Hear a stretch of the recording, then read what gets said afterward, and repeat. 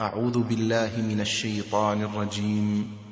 بسم الله الرحمن الرحيم. يا أيها المدثر قم فأنذر وربك فكبر وثيابك فطهر والرجز فاهجر ولا تمنن تستكثر ولربك فاصبر فإذا نقر في الناقور فذلك يومئذ يوم عسير على الكافرين غير يسير. ذرني ومن خلقت وحيدا وجعلت له مالا ممدودا وبنين شهودا ومهدت له تمهيدا ثم يطمع أن أزيد كلا إنه كان لآياتنا عنيدا سأرهقه صعودا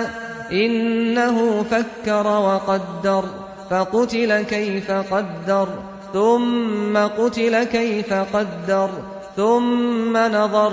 ثم عبس وبسر ثم أدبر واستكبر فقال إن هذا إلا سحر يؤثر إن هذا إلا قول البشر سأصليه سقر وما أدراك ما سقر لا تبقي ولا تذر لواحة للبشر عليها 19 وما جعلنا أصحاب النار إلا ملائكة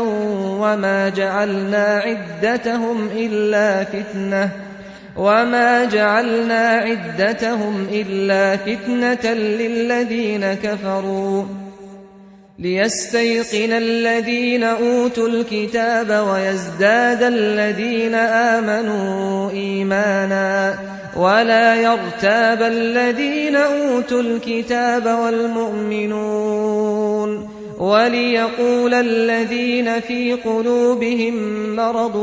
والكافرون ماذا أراد الله بهذا مثلا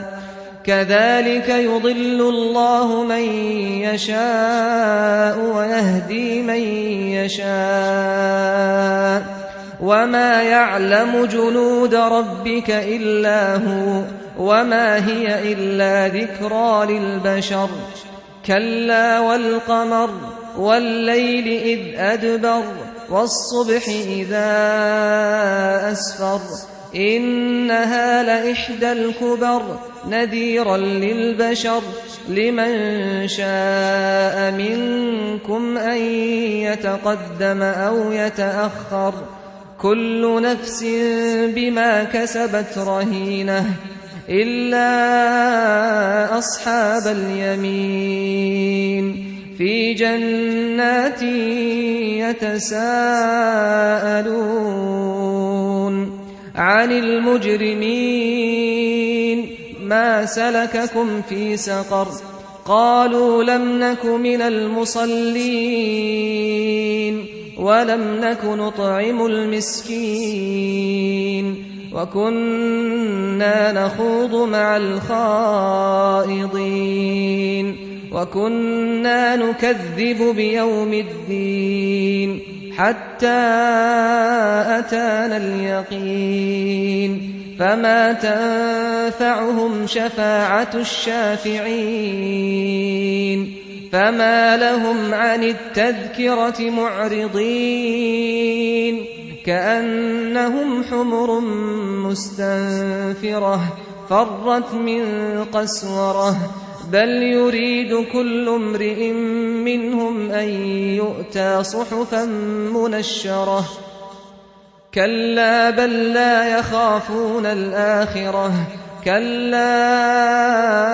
إنه تذكرة فمن